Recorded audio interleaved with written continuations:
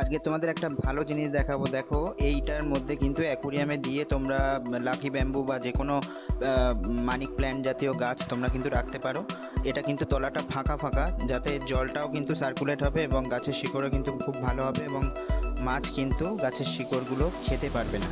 তো এটা একটা খুব ভালো জিনিস, সেটাই তোমাদের কাছে তুলে দেখালাম।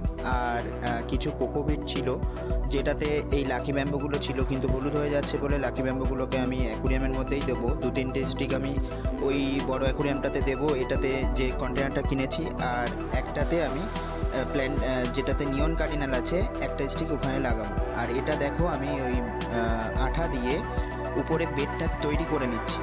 যেটা আমি মস আগে বলেছিলাম যে নষ্ট হয়ে গেছে, সেই জায়গাটা আমি নর্মাল যে আমাদের পাঁচিলের উপরে বা শ্যাওলা বর্ষাকালে যে ফানটা হয় সেটাই কিন্তু আমি লাগাবো। সেটাই তোমরা দেখতে থাকো। আশা করি ভিডিওটা ভালো লাগলে প্রচুর করে শেয়ার করে দিয়ে সাবস্ক্রাইব করে দিয়ে দেখো।